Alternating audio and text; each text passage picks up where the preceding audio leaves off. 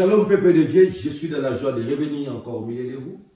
C'est votre humble serviteur, l'évangéliste Michel Banfoum. Je viens encore avec un message de la part de notre roi, le créateur de toutes choses, le véritable Dieu, pour ses enfants de par le monde. Si vous permettez avec toute humilité, je vais commencer par la prière. Tendre Père, le véritable Dieu, le créateur des cieux et de la terre. Merci pour cette grâce, opportunité que tu m'as offerte, Seigneur.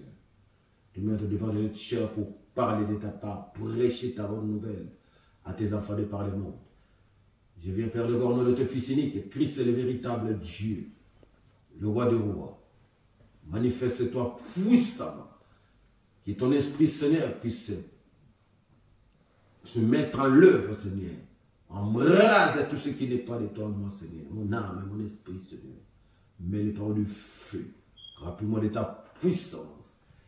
Et ce message, Seigneur, soit avec une puissante autorité pour guérir, Seigneur, pour renverser, pour briser le forteresse, Seigneur. Dispose le cœur de tes enfants. Que toute personne qui écoutera ce message voit sa vie changer. Je bénis soit ton nom, le véritable Dieu. Depuis jusqu'à la fin, on te sainte main. Règne au milieu de nous, le véritable Dieu. Règne depuis jusqu'à la fin. Je rends tout esprit captif à l'obéissance à l'agneau de Dieu. À l'agneau immolé. Le roi des rois, le Seigneur de Jésus Christ. J'ai ainsi prié. Au nom puissant et glorieux de notre seul Seigneur et Sauveur. Christ est le roi des rois. Le véritable Dieu. Amen. On lit la parole du Seigneur dans Matthieu chapitre 22, versets 11 à 14. Matthieu chapitre 22, versets 11 à 14.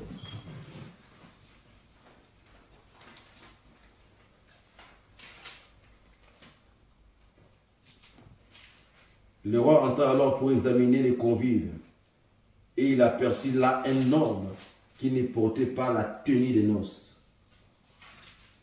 Mon ami, lui dit-il, comment es-tu entré ici sans avoir une tenue des noces? L'autre resta muet. Alors le roi dit au valet, jetez les pieds et poings liés dehors dans les ténèbres, là où seront le pleur et le grincement des dents. Car beaucoup sont appelés, mais peu sont élus. Je continue, je lis la parole du Seigneur dans Romains chapitre 1. Romains, évangile de Paul, Romains chapitre 13, verset 14.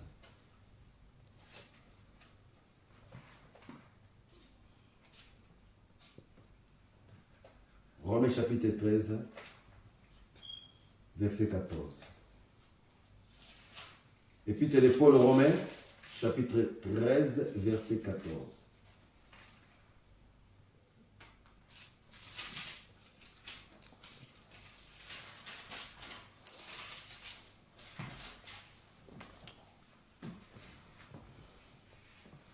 Mais revêtez-vous du Seigneur Jésus-Christ et ne vous souciez pas de la chair pour en satisfaire les convoitises. Mais revêtez-vous du Seigneur Christ Jésus et ne vous souciez pas de la chair pour en satisfaire les convoitises. Parole du Seigneur. Bien-aimés, le thème de notre message de ce jour, et beaucoup sont appelés, mais peu sont élus. Beaucoup sont appelés, mais peu sont élus. Les chrétiens est éclairé par la lumière du Christ, qui lui-même lui procure l'Esprit Saint. Et ce dernier ne demeure plus dans les ténèbres du péché. Pourquoi? Parce qu'il a reçu l'Esprit de l'Éternel, qui est l'Esprit de la lumière. La résurrection du Christ a réveillé dans la vie du chrétien l'homme nouveau,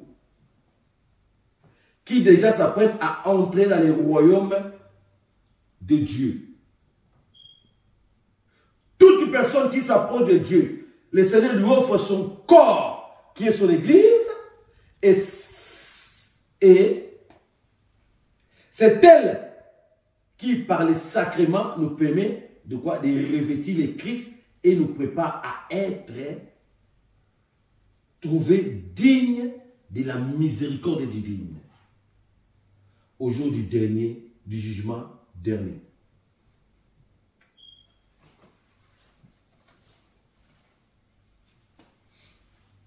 Bien aimé, les Élis, nous savons, à travers ces messages, à travers ces tests, nous avons deux catégories des enfants de Dieu, ou deux catégories des serviteurs de Dieu, parce que nous sommes tous serviteurs de notre Seigneur. La première catégorie, ce sont ceux qu'on appelle les élus, d'une part, et la deuxième catégorie, ce qu'on appelle, pardon, la première catégorie, c'est les appelés, et la seconde catégorie sont les élus. Quand on veut lire la parole, beaucoup sont appelés, mais peu de lits. Dans la première catégorie dont on parle des appelés, qui sont ces appelés? Qu'est-ce qu'on attend par appelés? Les appelés sont ces gens, catégorie des gens, ou des serviteurs, ou des enfants de Dieu, qui viennent au Seigneur avec dévouement, avec le zèle, mais qui ne restent pas et qui ne viennent pas, premièrement, parce qu'ils sont forcés de venir par les maîtres diables pour remplir une mission, soit ils viennent parce qu'ils se sont proclamés eux-mêmes enfants de Dieu ou serviteurs. Troisièmement, c'est parce qu'ils viennent, ils sont venus au Seigneur pour un but et un objectif bien précis. C'est-à-dire pour satisfaire leurs propres intérêts personnels et égoïstes. Entre autres, le bien et le plaisir de ce monde. Dans ces catégories de serviteurs qu'on appelle, ou des enfants qu'on appelle les appelés, soit ce sont ceux qui viennent aussi. Pourquoi? Parce que tout en venant, même restant dans le Seigneur, ces derniers ne portent jamais de fruits. Ou ils portent des fruits, mais des fruits qui sont amers. Les fruits de l'incrédulité, les fruits de la désobéissance, les fruits de la séduction, ce sont des fruits amers.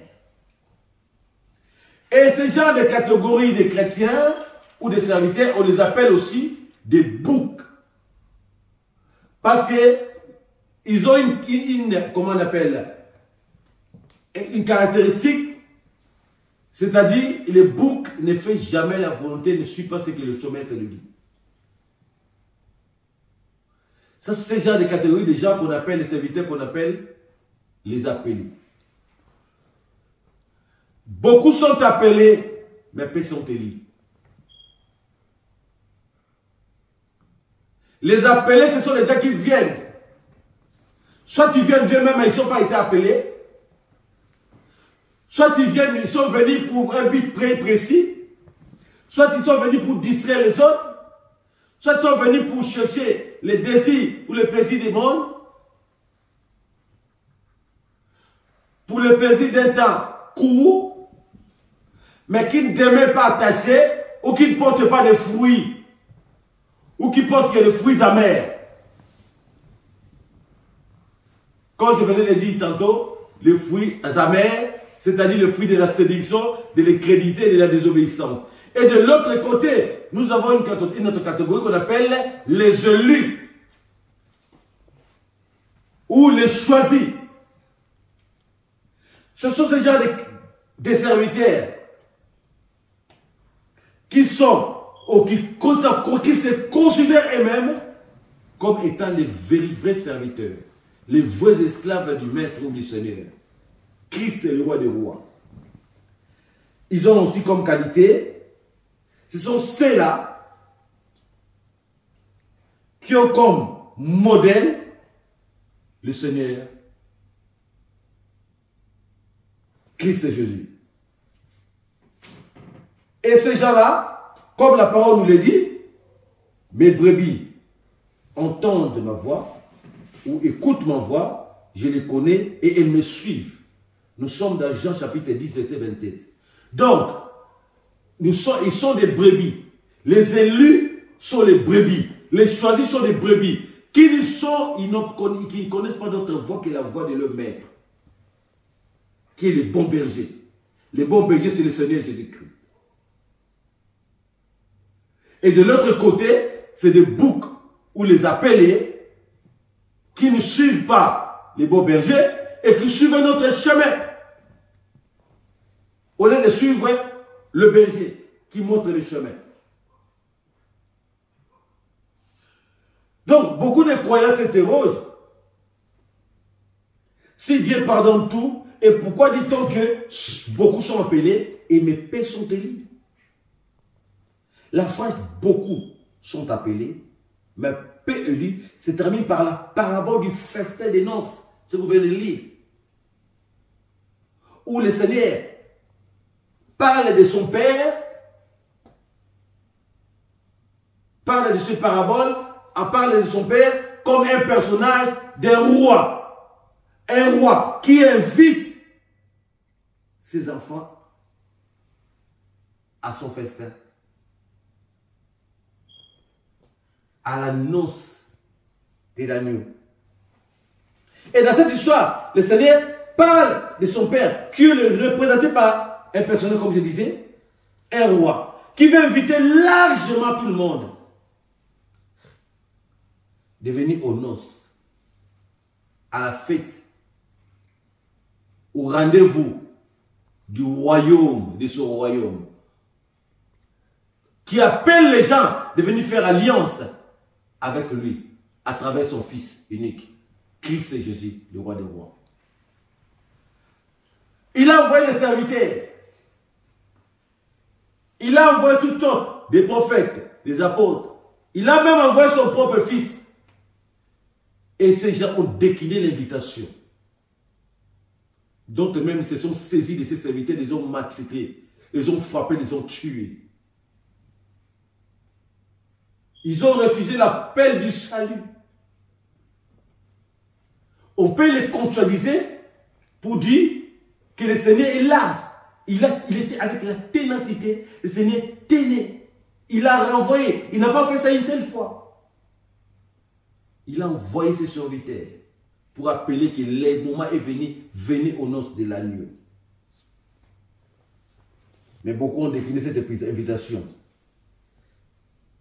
Le Seigneur envoie les gens de venir rentrer dans son royaume, a fait appel au salut. Mais beaucoup déclinent cette invitation. Ils ne veulent pas venir. Donc nous pouvons bien les contextualiser de nos jours.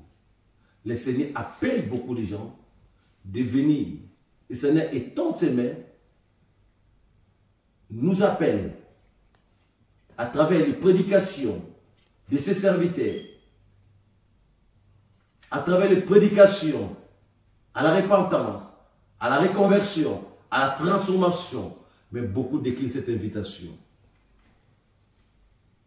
Dans ces paraboles, on dit que les gens étaient dans leurs besoins, chargés dans leurs besoins. C'est de nos jours, nous remarquons que beaucoup de gens, ils sont focalisés dans leur travail, d'autres sont focalisés dans leurs occupations, mais peu donnent de la valeur, peu donnent de l'importance ou de la considération à l'invitation du Seigneur. Beaucoup sont appelés, mais peu sont tenus. Dieu nous appelle à travers la parole de Dieu, à travers la parole de son Fils unique, à travers sa parole que nous puissions venir. Parce que l'heure est arrivée que nous puissions assister aux noces de l'agneau. Les refus répétés de ses serviteurs ou des gens qui ne veulent pas venir au Seigneur, qui ne veulent pas faire alliance avec Dieu, qui ne veulent pas marcher selon la volonté du Seigneur, mais qui veulent marcher selon leur propre volonté. Et qu'est-ce que le Seigneur fait? Le Seigneur dit tellement l'État est venu, il envoie. Et ces paraboles symbolisent les élus, les enfants de la promesse, que le Seigneur avait envoyé l'invitation À plusieurs reprises, ils ont décliné l'invitation et le Seigneur essaie de détourner, à tourner sa face aux autres peuples qui vont les servir, qui vont les écouter. Les restes des autres nations. Le Seigneur voit les invitations, il a dit à ses serviteurs, allez-y, prenez tout ce que vous trouverez ici là-haut. Même les boiteux, même les paralytiques, amenez-les. C'est-à-dire appeler tout le monde. Le Seigneur étend sa main, appelle toute personne qui est disposée à venir participer au noces de l'agneau. Toute personne qui est disposée à faire alliance avec Dieu à travers son Fils unique. Ça, c'est un appel que Dieu fait. Mais vous remarquerez que dans cet appel, ceux qui vont répondre aux appels, ce sont réellement des choisis. Ceux qui vont répondre à l'appel de Dieu, ce sont réellement les élus. Parce qu'un élu, c'est une brebis. Les brebis attendent ma voix. Une brebis ne peut pas rester indifférent à la voix de son maître. Il est obligé de suivre son maître, puisqu'il n'a pas d'autre maître que son berger, qui est le bon berger. Mais vous allez remarquer les boucs, ce qu'on appelle les appelés, et ils ne vont pas venir, parce qu'ils n'ont pas comme maître les bons bergers. Ils ont comme maître le Satan, le diable, qui les amène vers le chemin de la désobéissance, qui les amène vers le chemin de la fornication, qui les amène vers le chemin du péché, qui les amène vers le chemin de l'abomination, qui les amène vers le chemin de la sorcellerie, ainsi que ce qui suit. Mais la finalité, c'est quoi? C'est pour les amener tout droit et directement à l'enfer. Parce que le bon berger t'amène au chemin du salut parce qu'il sait où il t'amène. Le bon berger, pourquoi on l'appelle le bon berger? Le maire pasteur, qui est Christ, le véritable Dieu, ne peut pas t'amener dans le chemin de la perdition, ne peut pas t'amener dans un mauvais chemin. Il t'amène là où il habite. Il t'amène là où il réside. Il t'amène là où il connaît, dans les bonheurs, dans les succès, dans la réussite, dans l'épanouissement, dans la vie éternelle. Mais tandis que l'ennemi va t'amener dans l'endroit, dans le chemin où il sait que c'est le chemin de la mort. Le chemin qui amène à la mort. Et c'est là, vous allez remarquer, beaucoup vont suivre l'ennemi. Dieu, quand Dieu appelle, lance son appel, à travers les messages, à travers les prédications, vous allez remarquer, il n'y a que peu qui mettent en pratique la parole du Seigneur. Mais beaucoup déclinent cette invitation. Alors, ceux qui déclinent l'invitation du Seigneur sont catégorisés dans ces genres de serviteurs ou des enfants qu'on appelle les loup-galeuses, les boucs, les appelés. Mais ceux qui prennent la parole du Seigneur avec joie et pour les mettre en pratique, c'est faute de les mettre en pratique, ce sont là ce qu'on appelle les élus.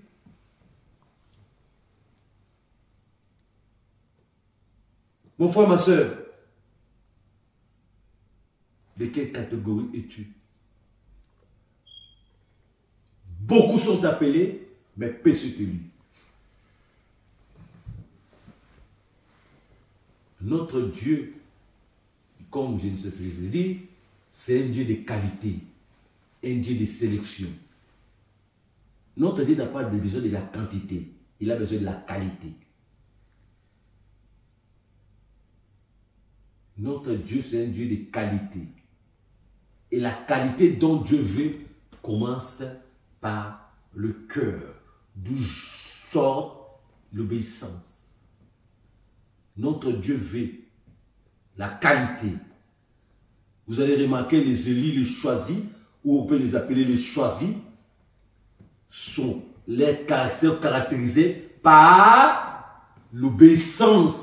Sont caractérisés, ils mènent une vie d'obéissance. Les Élis mènent une vie de crainte.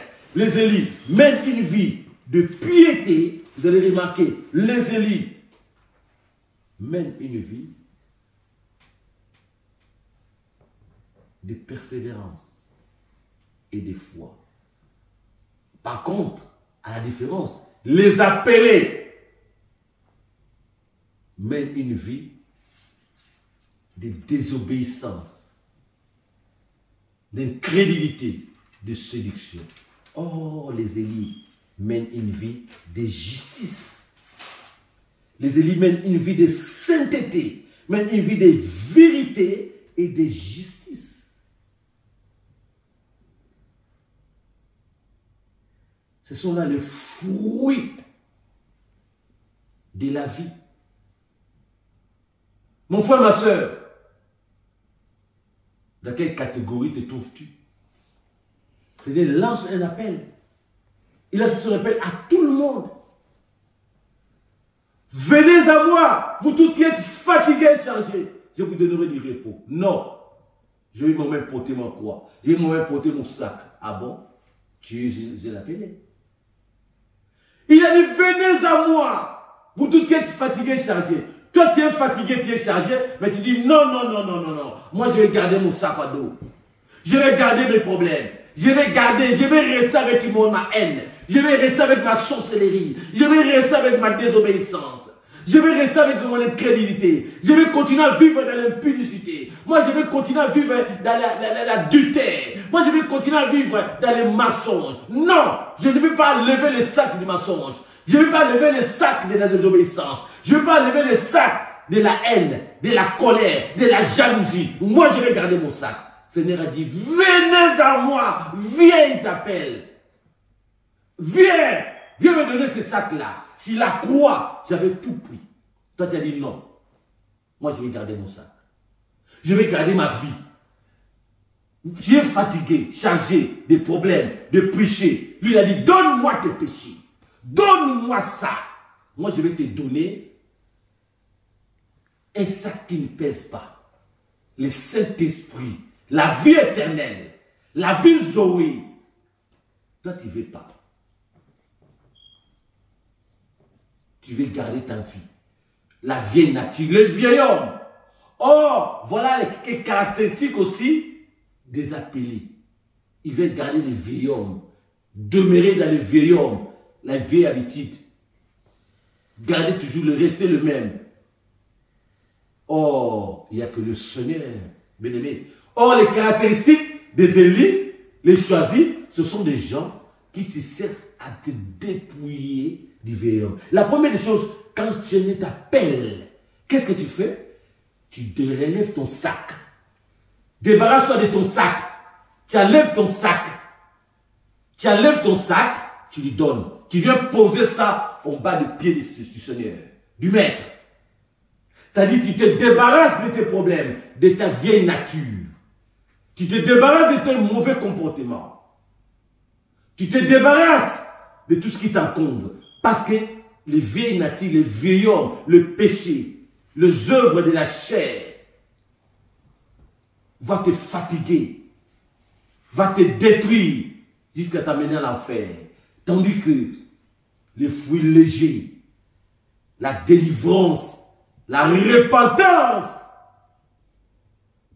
vient avec le Saint-Esprit. Un fardeau qui est léger, qui ne pèse pas. Bien au contraire, qui te donne la force, l'endurance, la persévérance. Mon frère, ma soeur, viens en Christ, c'est le véritable Dieu. Débarrasse-toi de ton sac. Débarrasse-toi de ta vieille nature. Ne reste pas, ne demeure pas parmi les appelés, mais viens. Le Seigneur, avec une ténacité, il insiste. Allez chercher encore. Allez les convaincre. Le Seigneur envoie les messages, toutes sortes de messages, par ses serviteurs, de par le monde, pour ramener ses enfants dans la bonne raison, dans la repentance, dans la reconversion du cœur, dans le changement. Puisqu'il regarde l'heure. Ne gardons pas nos sacs. Débarrassons-nous de tout ce qui nous empêchera de rentrer dans le royaume dessus. Il y avait un qui s'était faufilé sur les paraboles. Il s'est trouvé à l'intérieur. Pourquoi le Seigneur les a dit lier, les jeter les dehors? Parce qu'il n'avait pas les habits conformes. Parce qu'il ne s'est pas dépouillé totalement de ses mauvaises habitudes. C'est pourquoi on l'a jeté dehors. Oh, la parole de Dieu nous dit, dehors, c'est le plaire, dehors, c'est le grincement des dents. Avant qu'il soit total, mon frère, ma soeur, débarrasse-toi de ton sac rempli de problèmes. Ton sac de la méchanceté. Ton sac de la jalousie. Ton sac de l'hypocrisie. Ton sac de la haine, de la colère, de la destruction, d'une vie qui ne glorifie pas notre Dieu ou qui ne rend pas gloire à notre Dieu. Débarrasse-toi de ces fardeaux. Prends ton sac, va le jeter au bas du pied du maître. Il va te donner un sac léger, qui est son Esprit Saint, qui va commencer à te conduire, à te diriger, à te conseiller. L'Esprit créateur, l'Esprit du Dieu vivant, il va recréer tout ce que l'ennemi avait détruit dans ta vie. Comme autrefois, l'ennemi, le diable, avait détruit l'humanité à travers Adam. Et Dieu a envoyé son Fils unique pour restaurer tout ce que l'ennemi avait détruit. Ne prenons pas en vain le sacrifice du Seigneur. C'est pourquoi, mon frère, ma soeur, le Seigneur a permis à ce que son esclave que je suis, son serviteur, que je puisse venir avec ses messages pour sonner dans ta larme, pour sonner, pour interpeller un enfant de Dieu, et que de quelle catégorie que tout un chacun puisse se poser la question de savoir s'il est dans quelle catégorie. Il est dans la catégorie des appelés ou bien il est dans la catégorie des élus. Si tu étais dans la distraction, tu traînais encore dans la catégorie des appelés, il est grand temps de quitter cet endroit, cette place et de venir à la catégorie des élus. Des élus ont comme caractéristique l'obéissance. Les élus ont comme caractéristique la justice de Dieu. Les élus ont comme caractéristique la vie de crainte et de piété. C'est pourquoi le Seigneur veut que tout un chacun de nous fasse un examen de conscience tranquille pour savoir qu'est-ce que je pose comme acte, ce que je fais, de quelle catégorie je me place-tu. Je suis réellement dans les catégories des appelés. Alors si je suis un appelé, pourquoi je vais demeurer appelé? Parce que les appelés n'hériteront pas le royaume de cieux. Seuls les élus, les choses hériteront le royaume de cieux. Alors pour être élu, qu'est-ce qu'il faut? Il faut mettre en pratique la parole du Seigneur. Il faut marcher selon la volonté du Seigneur. Il faut mettre en pratique la parole du Seigneur. Pourquoi tu ne mets pas la parole du Seigneur en pratique? Et tu te dis élu. Qu'est-ce qui prouve de toi que tu es un élu? Qu'est-ce qui prouve de toi que tu es un élu? Les élus, comme nous venons d'expliquer ici, ce sont des brebis qui connaissent la voix de leur maître et qui font la volonté de leur maître. Notre maître, c'est le Seigneur Christ, c'est le roi des rois. Le maître pasteur, les bergers, les bons bergers, parce qu'il nous amène dans la bonne décision. Il est bon, c'est le seul qui est bon. Pourquoi? Parce qu'il nous amène dans la bonne décision, dans la bonne direction. C'est pourquoi on l'appelle les bons bergers. il nous amène dans la bonne direction. Il nous amène dans la bonne destination. Tandis que de l'autre côté, nous avons un maître, un bouc, qui amène les gens dans la perdition, qui amène les gens dans le chemin de la destruction, le chemin de la mort, qu'on appelle l'enfer. Que Dieu vous bénisse et bénisse sa